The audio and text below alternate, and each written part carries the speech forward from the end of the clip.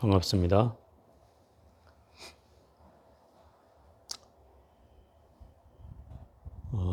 오늘이 수업 마지막 날이네요. 이 여름이 시작되고, 결제가 시작된 지 엊그제 같은데, 금세 해양할 때가 됐습니다. 여러분도 12분이 어떻게 지나갔는지 모르겠죠?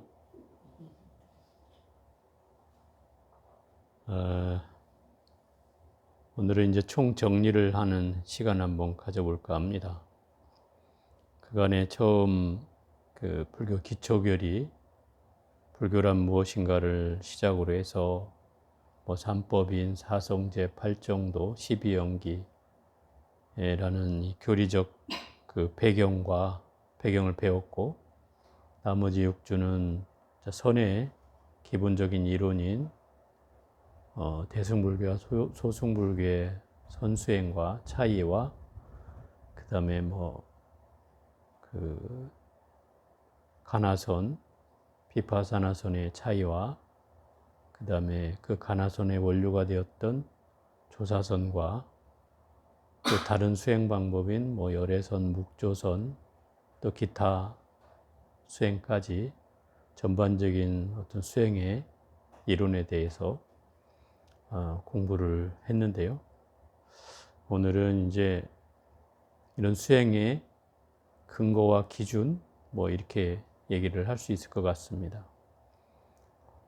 참다운 수행이란 과연 무엇인가에 대한 질문을 한번 각자 생각해 볼 시간을 가져보고자 합니다.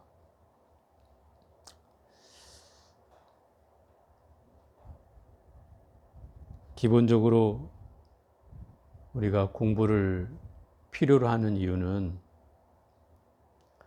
내가 마음이 늘 집중되지 못하고 산란하고 늘 혼란스럽고 또 때로는 괴롭기까지 하고 이런 생활 속에서 살아가다 보니까 결국 제가 젊은 사람들을 만나봐도 대체 몸은 다이어트 하든 건강을 위해서든 훈련한다고 또 운동한다고 열심히 달리기도 하고 헬스장도 가고 열심히 하지만 정작 그 괴롭다는 또는 산란스럽다는 마음이 힘들다는 그런 상황에 직면했을 때는 과연 우리는 이 마음에 대해서 어떤 생각을 하고 있는가 라는 생각을 해보게 됩니다.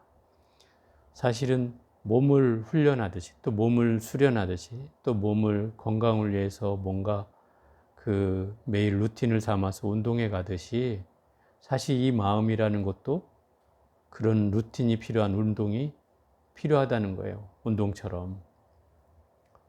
근데 우리는 그 마음에 대해서 사실은 배워본 적도 없고 들어본 적도 없고 마음이 괴로울 때는 어떻게 해야 되는지 아니면 상담사를 찾아가야 되나 심리 치유사를 찾아가야 되나 하는 이런 생각을 할지라도 정작 그 마음을 어떻게 다스려야 할지를 모른다 이 말이죠. 그래서 여전히 삶은 쉽지 않은 것 같아요. 그래서 또 특히나 이 젊은 청춘들은 늘 자기 자신에 대해서 모른 채 오로지 사회 속에서 또 경쟁 속에서 살아남기 위해서 너무 치달리다 보니까 정작 본인이 그 경쟁 속에서 또 소외되거나 또는 위태롭게 되면 심리적으로 압박감과 부담감으로 여러 가지 장애를 겪게 된다. 심지어 어떤 사람은 우울증이 있고 또 공황장애를 겪고 하는 사람들이 사실 젊은 사람들 가운데 유독 많더라고요. 그 가장 큰 이유가 뭐냐면 뭔가 끊임없는 이 경쟁 체제에 놓여진다는 거죠. 그 속에서 자기 마음을 어떻게 다스려야 되는지 모르기 때문에 거기에서 소외될 때는 심리적 박탈감과 함께 우울증으로 찾아들고 또 뭔가 자기한테 압박감이 조여오면 또 그게 공황장애라는 것으로 또 나타나고 이런 현실들이 사실은 제가 젊은 친구들을 만나면서 얻게 되는 과정인 것 같아요. 근데 사실 이 마음이라는 것은 우리가 공부를 하지 않으면 이 마음을 어떻게든 다스릴 수는 없죠. 우리가 몸을 건강을 위해서 운동을 하는 일도 그냥 한두 번 하고 말면 그 운동은 되지 않잖아요. 꾸준히 매일매일 해가야 몸도 건강해지듯이 이 마음이라는 것도 꾸준히 마음을 가꿔야 하지 그냥 일순간 마음 먹었다고 해서 될 것 같으면 이미 한 번에 마음 먹어도 된다라면 이미 부처님이 되고도 남은 거죠. 그건. 그렇지 않은 이유가 있다라고 하는 거예요. 그래서 우리가 이 마음을 수행해야 되는데 수행이라는 개념을 들이대면 이제 좀 어려워진다 이 말이죠. 마음을 훈련한다 이렇게 생각하면 좀 더 좋을 것 같기도 하고 이 훈련은 결국 첫 번째는 몸뚱아리를 훈련하는 것이고 두 번째는 말을 훈련하는 것이고 세 번째는 생각을 훈련하는 것이다. 이게 수행의 전체적인 의미예요. 몸을 훈련한다는 것은 예를 들어서 우리가 절을 하면서라든지 또는 참선을 하면서라든지 이게 몸을 통해서 수행을 해가는 방법이 있다는 뜻이고 또 말을 통해서 훈련한다는 것은 우리가 강경을 한다든지 연부를 한다든지 또는 아까처럼 석가모니불 정근을 한다든지 이런 걸 통해서 수행을 해나가는 것을 말로써 닦는 선이라고 한다. 또 세 번째는 생각으로 닦는 선이라고 하는 건 이제 일념으로 화두를 들거나 또는 뭐 비파사나 선을 수행하거나 또는 뭐 연부를 하거나 또 어떤 수행을 하더라도 그게 일념을 향하면 그것은 생각을 닦는 수행이라고 할 수 있다. 이것을 통칭해서 우리는 수행이라고 얘기하는 겁니다. 그런데 이 수행이라고 하는 것이 뭐 우리가 흔히 말하는 뭐 5대 수행이라는 게 있어요. 이게 용성 스님이 정리해 놓은 책에 보면 나오는 얘기인데 우리가 흔히 하는 간경, 경전을 읽는 걸 간경이라 하죠. 그것도 수행이에요. 또 우리 하고 있는 사경, 뭐 경전을 베껴서 쓰는 것, 또 그리고 주력이라는 건 이제 진언을 계속 외워서 그것으로 수행을 삼는 거죠. 예를 들어서 뭐 옴마니 밤매옴이라든지 뭐 그 진언이 있잖아요. 그런 수행을 통해서 해나가는 게 주력 수행이고 또 연불 수행이 있다. 연불은 뭐 주력하고 비슷한 의미지만 부처님을 기억하면서 하는 수행이기 때문에 연불이라고 한다 이 말이에요. 더 정확히 말하면 부처님을 알아차리면서 하는 수행이다. 부처를 알아차린다는 건 결국 따져보면 나를 본다는 뜻이다. 연불의 핵심은 연불하고 있는 나를 보는 거예요. 그렇게 되면 이 연불도 수행이 되는 거예요. 또 여기다 하나 더 붙이면 이제 불사를 붙이죠. 그래서 이 5대 수행이라고 해요. 불사는 이제 부처님 일을 하는 것, 뭐 건물을 짓든, 뭐 경전을 펴내든 어떤 상황에 이런 부처님 일을 하는 모든 전반의 일들을 불사라고 하는 건데 그 불사도 수행이 될 수 있다. 불사를 통해서 공덕을 지어나가고 그 공덕을 통해서 장애를 없애하기 때문에 그런 수행을 이라고 할 수 있다. 기본적으로 우리가 짧은 좁은 의미로 보면 수행이라고 하는 건 사실 참선이라는 것에 국한되지만 넓은 의미로 보면은 모든 연불이나 불교에서 행해지는 모든 기도까지도 사실은 수행이라고 할 수 있다. 또 이렇게 말하면 어떤 분은 기도도 수행입니까? 이렇게 묻는 분도 계신데 이 기도라고 하는 건 예를 들어서 복을 바라고 또 내 소원 성취를 바라고 하는 목적으로 기도를 하지만 물론 그 과정은 일념으로 하게 될 때는 그걸 수행이라고 할 수 있다. 근데 일념으로 하지 못하고 생각이 들어가고 망상이 들어가고 끊임없이 주변이 혼란스럽거나 마음이 산란해서 제대로 집중이 안 된다면 그건 수행이 되지 못하는 것이죠. 그래서 기도가 수행이 되려면 일념으로 하시면 그게 수행이라고 할 수 있어요. 그게 뭐 자식을 위한 일이든 남편을 위한 일이든 간에 일념으로 하면 수행이 된다. 그랬을 때 공덕은 커진다. 배가 되는 거예요.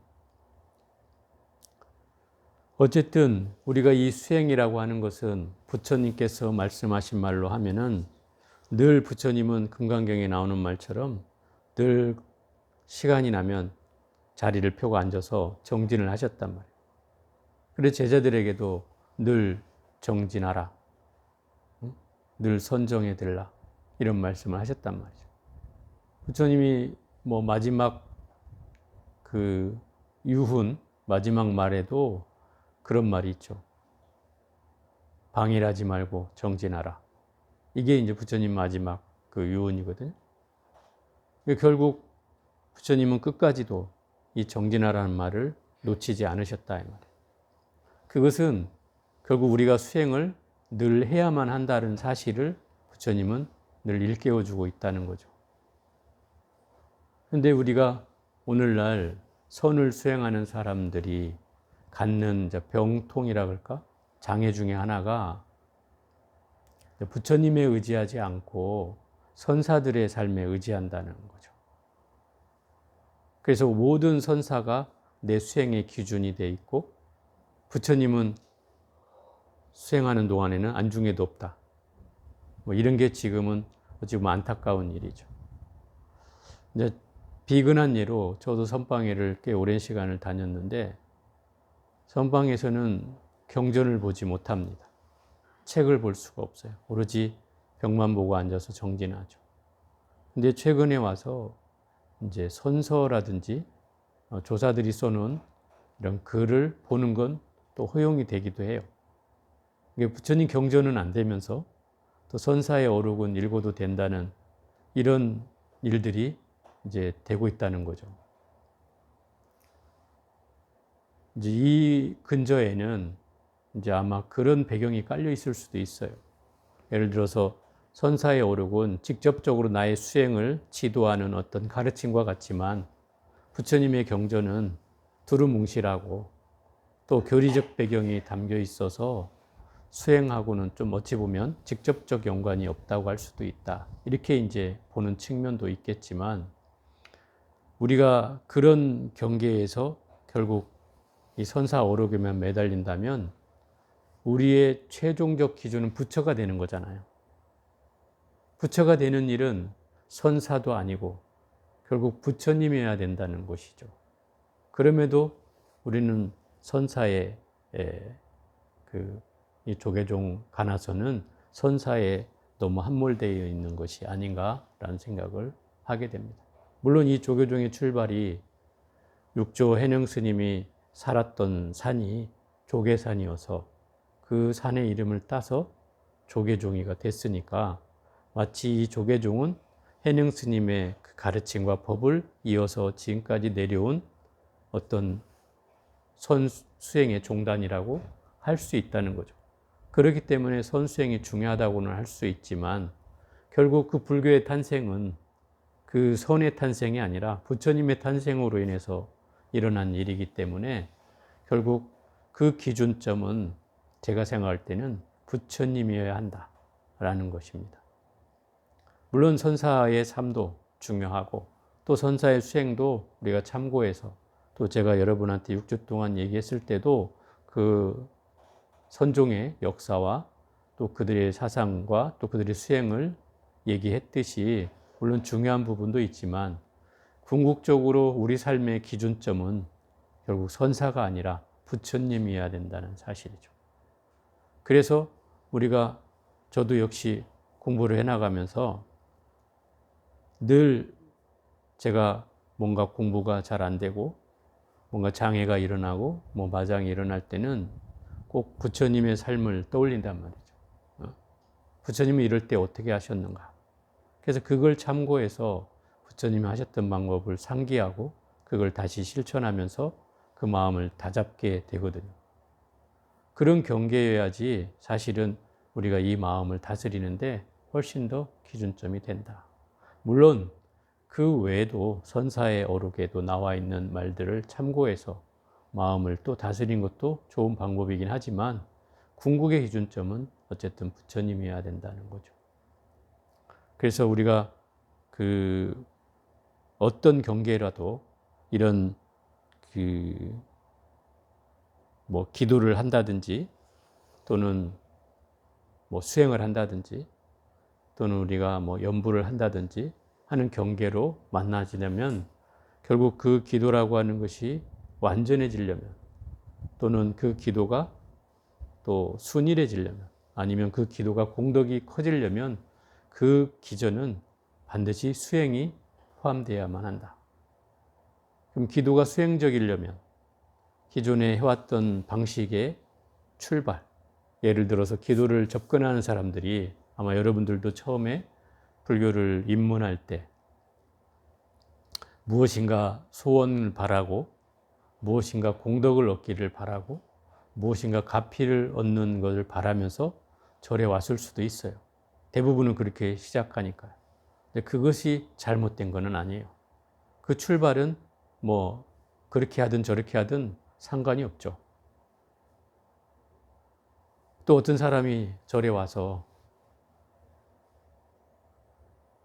부처님한테 넙죽 절을 하고서 큰 소리로 외칩니다. 부처님, 이번에 한 번만 도와주십시오.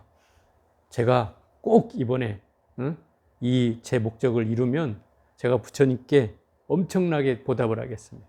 네, 불사에 엄청나게 도움을 줄 테니 이번 한 번만 저를 도와주십시오. 이렇게 큰 소리로 부처님 앞에 하는 저사님을 제가 한번 본 적이 있거든요. 법당에 와서.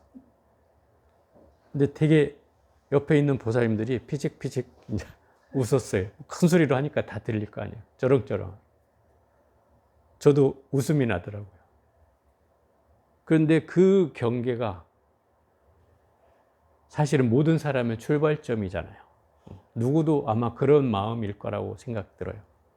그게 저를 찾는 이유이고 뭔가 절에서 뭔가 얻고자 하는 마음일 수는 있겠죠.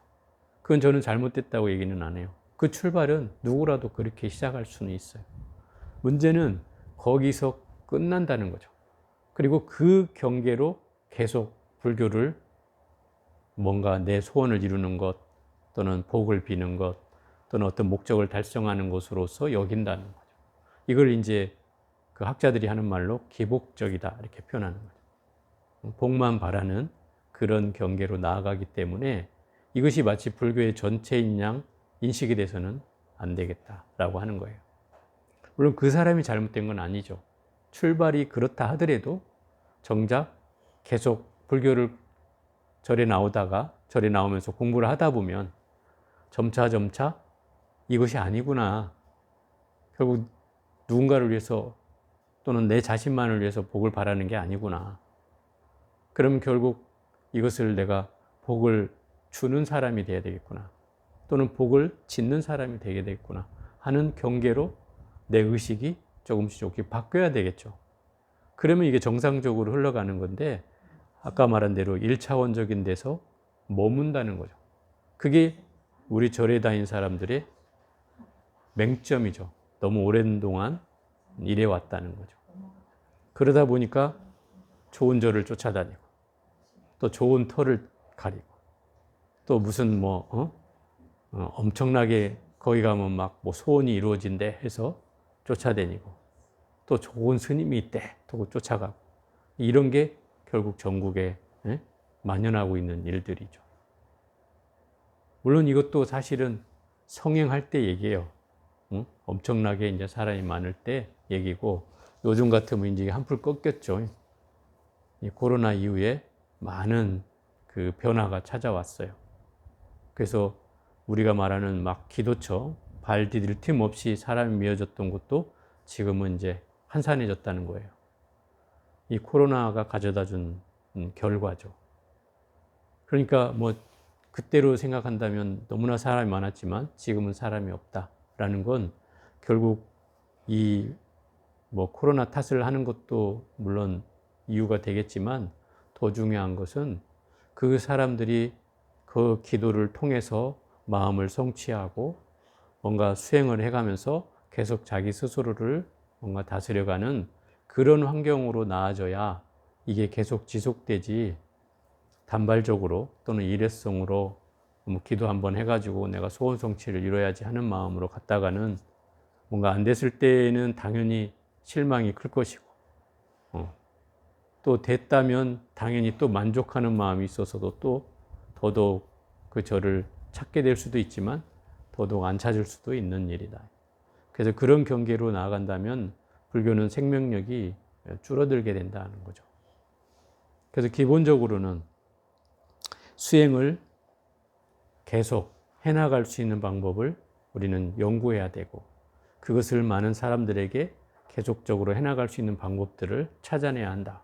그리고 모든 사람들이 그 수행을 통해서 자기 스스로 뭔가 해결할 수 있다는, 또 스스로 공부를 해서 마음의 안정을 찾는, 안심인명하는 그런 경계로 나아가야만 한다. 그것이 우리가 부처님께서 말씀하신 늘 정진해 들라는 또는 수행하라는 말의 핵심이 아닐까 생각을 해봅니다. 우리가 기본적으로 수행을 안목을 여는 데 있어서 가장 기본적인 수행들을 우리는 지금까지 해왔고, 또 전반부에 했던 교리적 그 배경 속에서는 당연히 우리가 불교에 대한 안목을 기본적으로 가지고 있어야 거기에 수행을 얹어서 이 수행을 제대로 해나갈 수 있는 바탕이 되기 때문에 그 교리적 배경을 공부하게 되었거든요. 그 이유는 다른 게 아니라 결국 불교의 안목을 가지고 있어야 되기 때문에 그 안목의 핵심이 바로 연기 무자성 공이라는 등식이거든요. 연기는 바로 어떤 인연과 조건에 의해서 어떤 결과가 일어난다는 법칙이죠. 또 부처님이 이 연기법을 깨달았고요. 이 연기법은 세상에 이미 존재했던 방식이에요. 불교만의 방식이 아니고 이미 부처님 이전에도 있었고 부처님이 가신 이후에도 존재하는 방식이다 이 말이에요. 이건 세상에 존재하는 방식이라는 뜻이에요. 불교만의 방식이 아니라. 그럼 세상의 이치라는 뜻이죠. 자연의 질서는 바로 이 인과법에 의해서 또는 연기법에 의해서 움직여 간다는 뜻이고, 이것은 모든 존재는 다 자기 혼자만이 독립불변하는 실체로 존재하지 않는다는 법칙이에요. 아무리 내가 혼자 살고 있어도 누군가에 의해서 살게 된다는 거죠. 그죠? 누군가에 의해서. 저는 여러분에 의해서 살게 되고, 여러분은 여러분의 가족에 의해서 살게 되는 것이지, 나 혼자만 살 수 있는 사람은 아무도 없죠. 그래서 이게 연기적인 삶이라고 하는 거예요. 이 세상에 만약에 자기 혼자만이 살 수 있다면 그 사람은 연기에서 벗어난 사람이죠. 그렇지만 이 세상에는 어떤 사람도, 어떤 생명도, 어떤 존재도 다 연기에 의해서 살아가게 된다.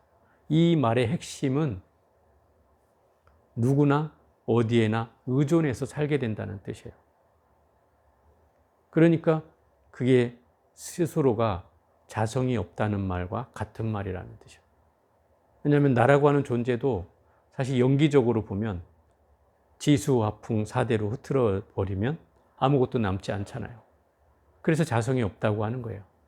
무자성이다. 물론 우리는 불성이 있다고도 얘기하고 마음이 있다고도 얘기하고 하지만 그 불성이라는 건 사실 눈에 보이는 게 아니잖아요. 마음이라는 것도 역시나 눈에 보이지 않는다. 그 현상적인 건 바로 다 연기로 얘기하는 것이다. 그래서 이 실체는 자성이 없고 또 공하다라고 얘기하는 거예요. 공이라는 말은 제가 전에 한번 설명을 했겠지만 더 쉽게 설명을 하자면 있다는 말과 없다는 말에 벗어난 표현이 바로 공이다. 유무를 떠난 게 바로 공의 표현이에요. 왜냐하면 공이라고 하는 말에는 없다란 말도 있고 있다라는 말도 있다. 공은 하늘이란 뜻이기도 하고 또 텅 비어 있다는 뜻이기도 해요. 그럼 텅 비어 있다는 말은 없다는 뜻이죠. 그래서 무하고도 가깝지만 또 무라고만 할 수 없는 것이 이 텅 빈 하늘에는 또 가득 차 있는 게 있어요. 그죠? 공기로 가득 차 있다 이 말이에요. 그러면 없다고 할 수 없죠. 그럼 있다고도 할 수 있다 이 말이에요. 그럼 이 공이라는 말에는 유무가 포함된 말이다. 좀 더 쉽게 풀어보면 이런 뜻이다. 그래서 불교에서는 있다고 하는 말도 틀렸다고 얘기하고 없다고 하는 말도 틀렸다고 얘기한다 이 말이에요. 왜? 이 공이라는 말에 고스란히 있기도 하고 없기도 하다. 이게 결론이다 이 말이에요. 그게 중도라는 표현이에요. 세상 사람들은 그렇게 얘기해요. 야, yes or no. 아니요, 예 하면 됐지. 뭐가 기기도 하고 아니기도 해. 뭐가 이렇게 복잡해. 그건 틀렸어. 이렇게 얘기하는 사람들이 많아요. 그죠? 요즘 사람들은. 그래서 중간에 있는 사람을 회색 분자라고 표현한단 말이에요. 근데 회색 분자야. 이렇게. 그걸 불교적으로 표현하면 이걸 중도라고 한다. 이 말이에요. 어디에도 걸리지 않는 걸 말한다. 좋든 싫든 어디에도 걸리지 않으면 이게 중도다. 또 남자나 여자의 어느 편에도 걸리지 않으면 이것도 중도다. 내가 설사 남자여도 내가 설사 여자여도 내가 여자 편에만 들지 않고 거기에 걸리지 않으면 내가 중도를 실행하는 것이다 이 말이에요. 또 뭐 보수든 진보든 어디에도 걸리지 않으면 그게 중도다 이 말이에요. 보수는 보수 편에 걸고 진보는 진보에 걸리고 이러면 이건 중도가 아닌 거죠. 왜냐하면 공이라는 입장에서 보면 양쪽을 다 취해야 된단 말이에요. 그게 진리다 이 말이에요. 있기도 하고 없기도 한 것이니까. 그게 결국 교리의 전반적인 가장 핵심적인 이해예요. 불교를 바라보는 안목은 여기에서 출발해야 된다. 이런 사상적 맥락이 내 근저에 깔려 있어야 되고 그 위에 이제 수행이라는 것을 얹어서 간다면 가장 완벽한 수행이 될 수 있겠죠. 그래서 이 수행이라고 하는 것은 결국 이런 교리적 배경 위에서 끊임없이 나를 보되 어디에도 걸리지 말아야 된다는 거예요. 그 핵심은 부처님 말에도 걸리지 말아야 하고 또 조사들의 말, 선지식들의 말에도 걸리지 말아야 한다. 그래서 어떤 면을 치면은 그 부처님 말씀을 배우고 있지만 부처님 말씀에도 걸리지 말아야 된다는 거예요. 그게 바로 공이고 중도적 입장이다. 선사에 걸리고 부처님에 걸린다면 우리가 제가 아까 부처님한테 기준점을 삼기는 했지만 그렇다 하더라도 그 경계로서는 본질적인 것에서는 걸리지 말아야 한다. 그 경계에도. 그것이 핵심적인 수행이다. 그래서 불교가 쉬운 듯 어렵고 어려운 듯 쉽다고 얘기하는 이유다 이 말이에요. 쉽다고 하는 건 진리라는 건 명백하고 또 단순하고 또 소박하기 때문에 그것만 보면 너무 쉬운 일이죠. 그런데 어렵다고 말하는 것은 중생의 경계가 늘 다양하고 또 내 장애가 늘 많아서 늘 그것을 넘기가 어렵기 때문에 계속 넘다 보면 한계가 또 있고 또 넘다 보면 또 한계가 있고 하기 때문에 그래서 자꾸 산 넘어 산처럼 어려운 경계가 늘 놓여지기 때문에 어렵다고 하는 것이다. 그런데 부처님이 말씀한 경계로 치면 상근기는 그냥 말 한마디에 1초직임 열애지다. 바로 열애지로 들어가 버리고 이 하근기는 계속 닦아야만이 결국 부처님의 경계로 나아가게 된다. 그래서 이런 근기의 차별은 있게 되는 것이 이게 불자들의 행태이고 또 그런 경계가 우리 삶 속에서 주어지는 일들이다 이 말이죠. 그래서 우리가 이 경계로 수행을 해나간다면 이 교리적 배경 하에서 어떤 내 안에 있는 마음의 어떤 집착 또는 이런 경계를 내려놓고 그야말로 깨달음이라는 언덕으로 나아가는 것. 그것은 이 마음의 경계가 어디에도 휘둘리지 않을 때 가능한 일이다.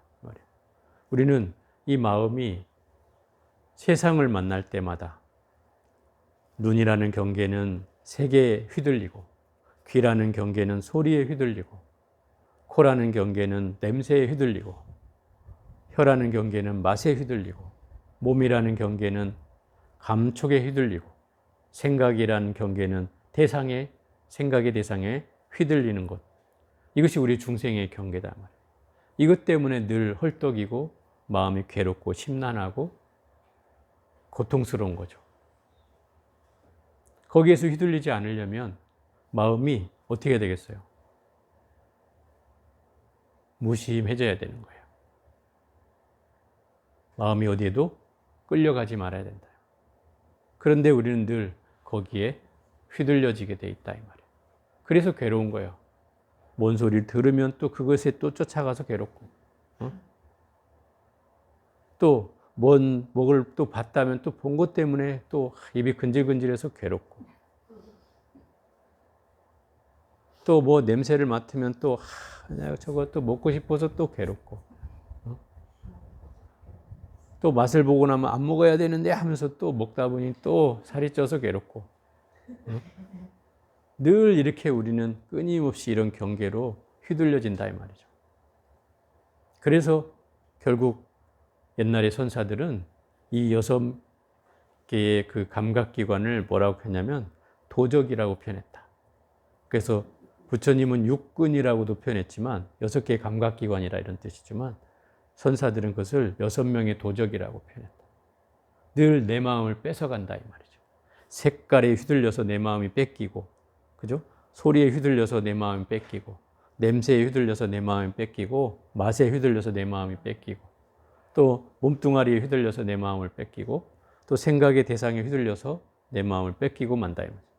그래서 늘 6명의 도적한테 당하기 때문에 끊임없이 내 마음이 빼앗기게 된다 이 말이죠. 그래서 이 도적들을 딱 못 들게 하려면 어떻게 해야 되겠어요? 문을 딱 막아야 된다 이 말이에요. 문을 딱 막아야 돼. 그럼 눈은 닫아야만 될까요? 감고 있어야 돼요? 귀는 소리를 듣지 말아야 될까요? 아니면 코는 냄새를 맡지 말아야 될까요? 아니면 혀는 먹지를 말아야 될까요? 결국 이 경계는 그 경계를 닫거나 막는다고 해서 되는 것이 아니라 마음이 끌려가지 않으면 되는 것이다. 이 말이에요. 더 핵심적으로 말하면 내가 어딘가에 집중하면 이 경계를 벗어나기 쉬워요. 마음에 집중하든, 일에 집중하든, 수행에 집중하든, 그죠? 그 경계에 집중하면 절대 이 6경계에 휘둘리지 않게 된다 이 말이에요. 예를 들어서 정진을 가만히 하고 있을 때, 정진에 집중이 돼서 뭐 3매까지는 아니라도 내가 집중이 돼서 내 자신을 여실하게 직관하고 집중하고 있을 때 다른 경계는 들어오지 않습니다. 또 주변에 나는 소음도 장애가 되지 않습니다. 주변에 보여지는 경계도 장애가 되지 않습니다. 어떤 냄새도 걸리지 않습니다. 아무리 몸에 부드러운 바람이 불든 거친 바람이 불든 어떤 경계도 걸리지 않습니다. 그게 결국 그 6명의 도적을 가장 쉽게 다스릴 수 있는 방법은 내가 어딘가에 집중하는 거예요. 그러면 이미 거기에 모든 경계는 다 휘둘리지 않게 되어 있어요. 이것이 핵심이에요. 불교의 핵심은 바로 여기에 있어요. 그래서 끊임없이 뭐 5원, 12처, 18개라는 그 교리적 배경을 계속 얘기하고 있는 거예요. 부처님의 뭐 말씀해놨다는 아함경부터 또 우리가 읽고 있는 대승경전, 뭐 반야신경, 금강경, 우리가 요즘 배우고 있는 원각경, 뭐 유마경, 어떤 경전이라도 이 대승불교 근간에는 바로 5원, 12처, 18개라는 이 교리적 배경을 다 가지고 있어요. 그게 공통적으로 있는 가장 큰 이유가 바로 그것에 의해서 중생도 되지만 그것에 의해서 부처도 되기 때문에 그런 거예요. 그 경계점에 있는 것이다. 그래서 그 교리적 배경을 잘 이해하고 평상시에 나의 수행에 보탬이 될 수 있는 경계로 이 공부를 해나간다면 끊임없이 이건 수행의 주제가 될 수 있다는 뜻이고, 또 여러분들이 삶 속에서 내 눈에 들어오는 경계에 휘둘려졌을 때, 또 귀에 소리라는 경계에 휘둘려졌을 때, 그럴 때 알아차릴 수 있는 대목이 생긴다 이 말이에요. 예를 들어서 여러분들이 제일 말하면 화가 나는 코드가 있더라고요. 사람마다. 어떤 사람은 막 이런 얘기해도 화가 안 하는데, 어떤 사람은 요것만 얘기하면 삐 하면 벌써 탁 튀어나온다. 조건반사처럼 딱 약점이 있듯이 딱 건드리면 튀어나오는 게 있다. 그런 경계를 만났을 때 알아차려야 된다 이거죠. 아, 내가 이럴 때 화가 나는구나. 이런 소리를 들었을 때 내가 화가 나는구나. 알아차리면 더 좋은 점은 화가 사라진다는 거예요. 알아차리면. 그래서 화를 참으라고 하는 게 아니에요. 불교는 화를 참아라 이렇게 얘기하진 않아요. 알아차리라고 하는 거예요. 알아차려야 그게 가라앉아요. 아, 내가 화를 내려고 하고 있구나. 또는 설사 화를 냈다 하더라도 빨리 뒤늦게라도 알아차렸으면 아, 내가 화를 냈구나. 그러면 빨리 참여를 하는 게 좋다. 제가 24시간 안에 참여하라고 했어요. 여러분 기억나실지 모르겠지만 바로 참여하면 너무 좋은 일인데 바로 못한다면 24시간 안에라도 해라. 왜냐하면 참여가 늦어지면 이게 과부로 바뀐다.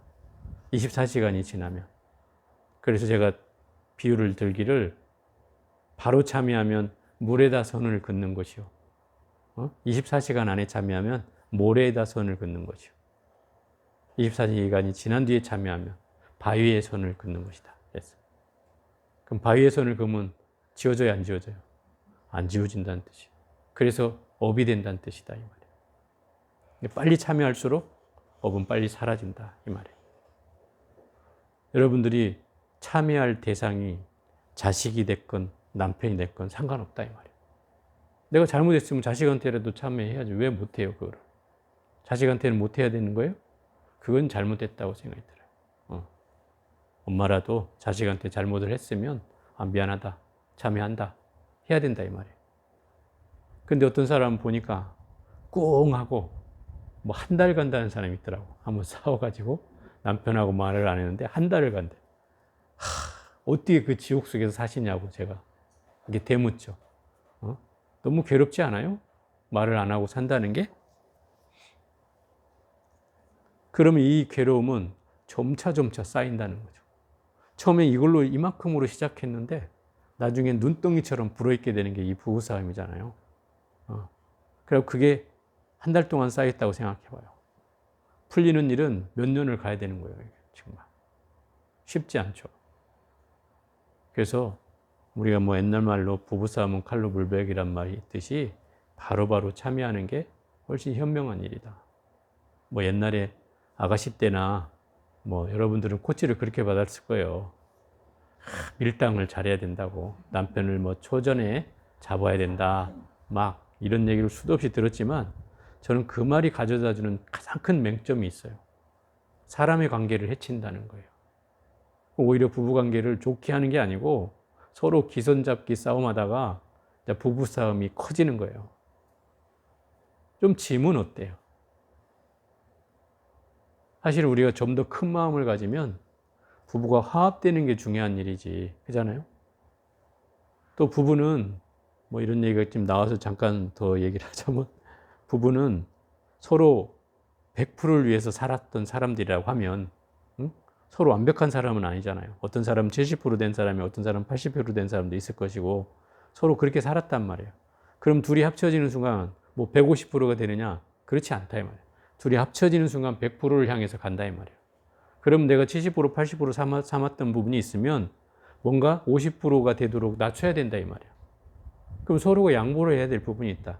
남편이 이걸 잘하면 나는 다른 걸 남편이 못하는 걸 하고 또 내가 잘하는 게 있으면 남편이 그걸 또 줄이고 해서 서로가 100%를 맞추는 게 부부다 이 말이에요.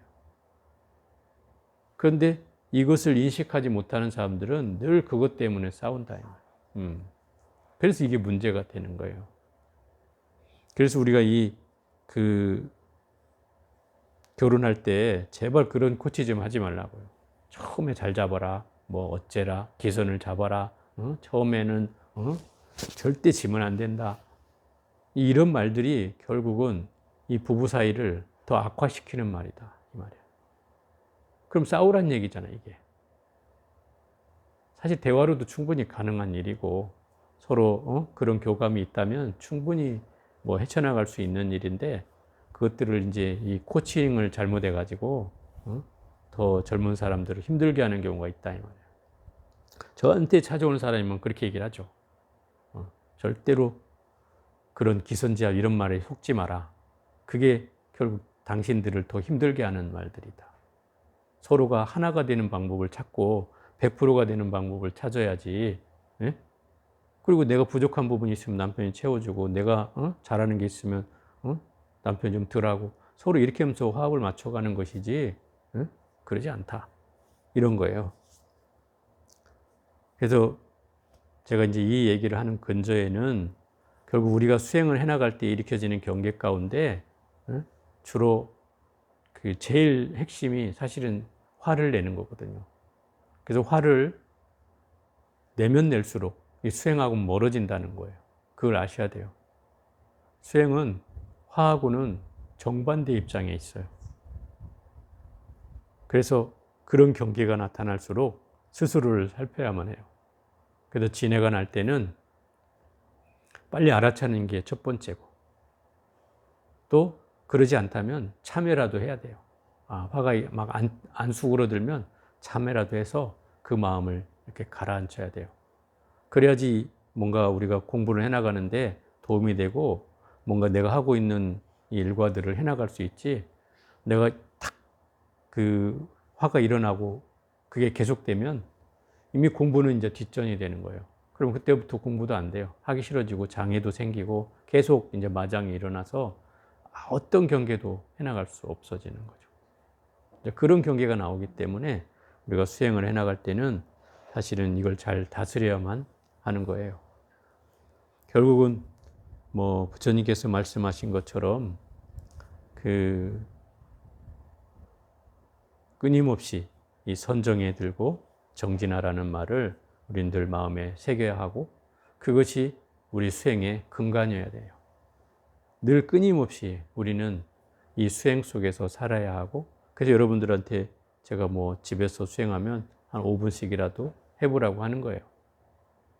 일과사음으로 내가 가만히 앉아서 아니면 아침에 그 강경을 하기 전에라든지 강경을 하고 난 후에라든지 잠깐이라도 시간이 있으면 한 5분이라도 이렇게 정진하고서 출근을 하고 일을 하고 하는 습관을 들이는 것도 좋다. 왜냐하면 이제 기본적으로 그런 수행의 흐름이 만들어져 있을 때 내가 수행의 기절을 계속 유지해 갈 수 있는 거죠. 너무 오래 하지 말라고 얘기하는 거예요. 왜냐하면 오래 하면 사람이 또 무슨 병이 생기냐면 오래 앉고 싶은 병이 생겨요. 그러면 이제 그것 때문에 자꾸 망상이 일어나게 돼 있어요. 그러면 공부가 오히려 더 안 되는 결과를 초래하죠. 왜냐하면 제가 여러분한테 5분씩 시작해서 수행을 시작했잖아요. 왜 5분씩 시작했냐면 5분도 집중을 못하는 사람이 1시간을 앉아있었는데 무슨 의미가 있냐 이 말이에요.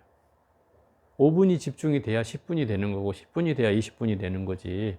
그것도 안 되는 사람이 1시간을 2시간을 뭐 하루 종일 앉아있었는데 무슨 의미가 있냐 이 말이에요.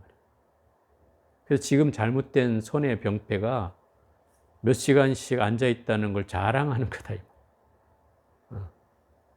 보살들도 막 잠자리 같은 옷 입고 앉아서 막 1시간, 2시간, 3시간씩 앉는 걸 자랑한다 이 말이죠. 그래갖고 어느 보살님이 그래요. 어느 선방의 보살님 내 선원 다닌다니까 그래 거긴 몇 시간 앉아? 이러더라고요. 그래서 우리는 한 30분 앉는데요. 그러니까 에이 그거 갖고 무슨 수행이라 그래. 거기는 얼마나 앉는데요? 우리 한 3시간 앉지? 그 말에 보살님 기죽었대. 제가 그랬죠. 보살님, 그러면 다시 물어봐야지. 중요한 건 내용이잖아. 3시간 앉아 있는데 성성하십니까? 이렇게 물어봐. 생각이 없으십니까? 잡념이 없이 3시간을 정진하십니까? 이렇게 물어보라고. 아마 그렇다고 할 사람이 많지 않을 거예요. 왜냐하면 우리가 오래 앉는 걸 그 습관을 쌓는 사람들의 잘못된 병폐는 1시간을 앉아 있으면 50분, 55분을 망상을 떤다 이 말이죠. 그러고서 한 5분 반짝 조용해지는 순간이 있어요. 그러면 이제 그거 가지고 환희심을 가져. 나 수행이 좀 됐어. 막 그래. 이게 병폐다 이 말이죠. 그럼 55분 망상은 어디로 가냐 이 말이에요. 이 습관이 결국은 망상의 습관으로 나를 만들어 간다 이 말이에요. 그럼 1시간 동안 55분 망상하고 예를 들어서 5분이 좀 조용해졌다고 쳐요. 그럼 그게 수행이 되는 걸까요? 이건 망상이 늘어나는 거예요. 수행이 되는 게 아니고. 저도 이미 20년을 살아봤기 때문에 너무 잘 아는 일이죠. 이렇게 습관이 들어서는 안 되는 일이죠. 그래서 제가 5분, 10분, 15분, 20분 이렇게 하는 이유가 거기에 있는 거예요. 그래서 5분 동안 어떤 사람 그러죠. 한 3시간 앉아있는 사람은 다른 데 손은 다니다 온 사람들 그러죠. 5분 앉으면 있으니 감질 납니다. 5분 그 죽비 딱 들어가면 죽비를 치시네요. 이렇게 얘기한다.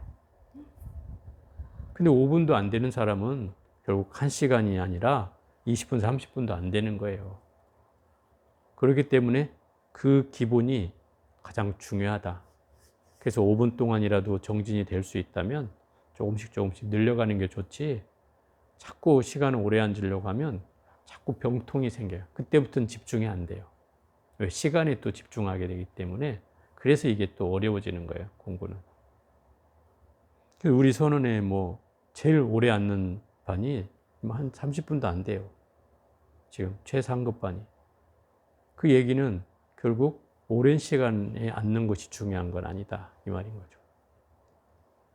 그 짧은 시간 안에 집중이 되는 게 더 중요하다. 그런 습관을 만들어가는 게 결국 수행에는 훨씬 도움이 되는 일이지, 오래 앉는 걸로 목적을 삼는다면 그것은 어리석은 일이다 이 말이죠. 차라리 돌부처를 갖다 앉혀놓지. 그잖아요?